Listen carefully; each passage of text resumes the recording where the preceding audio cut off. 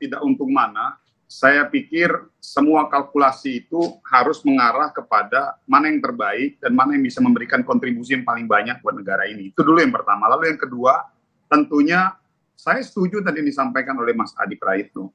Kita ini mau pemilihan presiden, Mbak, bukan pemilihan kepala warteg ataupun mana gitu loh. Mbak bisa bayangkan ya, maksud saya untuk pemilihan sebuah komunitas warteg aja kita penuh dengan perhitungan, apalagi pemilihan presiden ya. Ini yang orang yang akan figur yang akan melanjutkan pemerintahan dari tahun 2024 sampai 2029.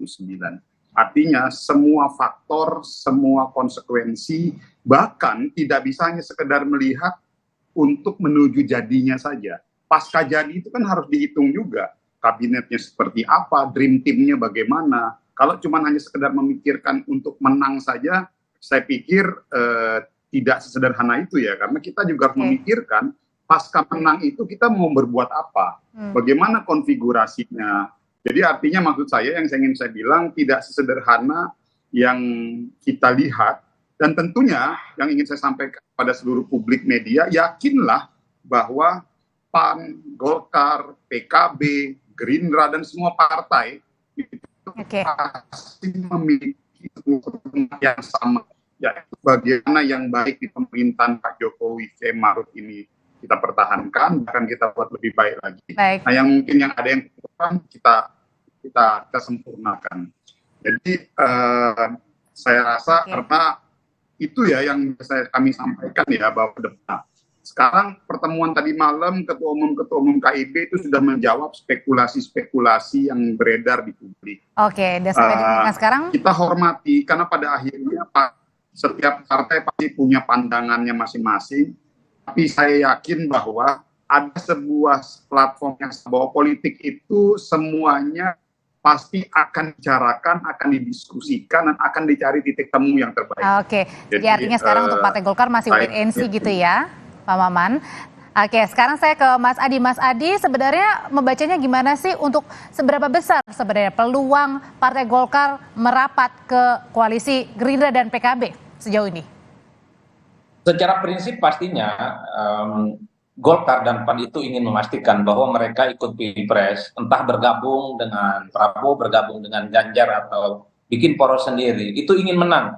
Itu saja kuncinya. Tidak mungkin kedua partai ini bikin kongsi dan berasosiasi dengan politik yang lain untuk kalah. Tapi kan sebenarnya kalau mau sederhana, PAN ataupun Golkar ikut-ikutan aja mendukung capres yang dinilai punya elektabilitas tinggi dan memenangkan pertarungan politik. Tapi itu tadi catatannya, kalau yang dipikirkan hanya menang pilpres, ya selesai, sangat mudah menebak kemana Golkar dan PAN. Tapi yang dipikirkan oleh Golkar dan PAN itu bagaimana suara pileknya. Kalau mereka tidak bisa menggaransi bahwa yang maju itu adalah kader internal mereka atau orang yang terasosiasi dengan mereka. Kan itu sebenarnya, Andre. Kalau mendukung PDIP misalnya, yang menang banyak yang PDIP. Pilpresnya menang misalnya, pileknya pun bertambah. Tapi bagaimana nasib Golkar? Bagaimana nasib PAN? Nah, formulasi itu yang sebenarnya dihitung. Artinya sekalipun mendukung salah satu capres seperti Ganjar, tentu harapannya supaya PAN bertambah, kemudian juga Golkar juga bertambah. Begitupun sebenarnya kalau Golkar dan PAN mendukung Prabowo Subianto misalnya. Oke, kuat elektabilitasnya. Tapi bagaimana soal elektabilitasnya di PKB?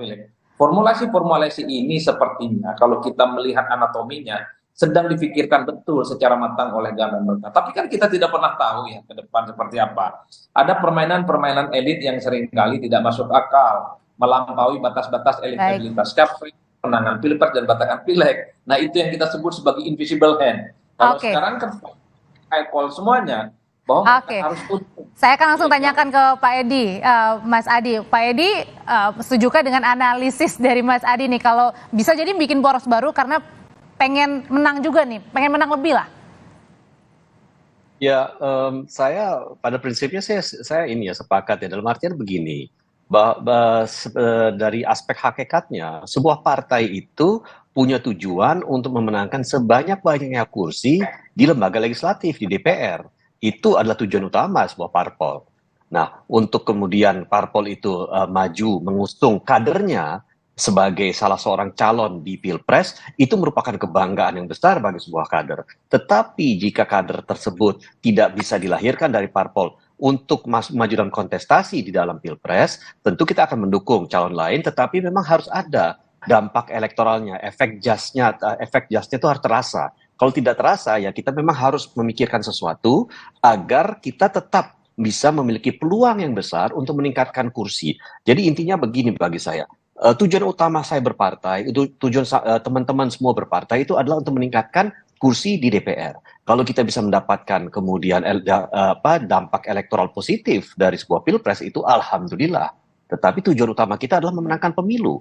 Kedua baru pilpres. Jadi saya kira bagi PAN, bagi Golkar, bagi semua partai itu semuanya sama. Kita ingin berjuang untuk meningkatkan kursi di lembaga legislatif. Karena disitulah tujuan kita. Dan biasanya kalau kita melihat dari historisnya, ya meskipun kita tidak mendukung pasangan calon yang kemudian memenangkan pilpres, tetapi kalau posisi kita kuat di legislatif, ya insya Allah ujung-ujungnya akan diajak juga nanti bergabung.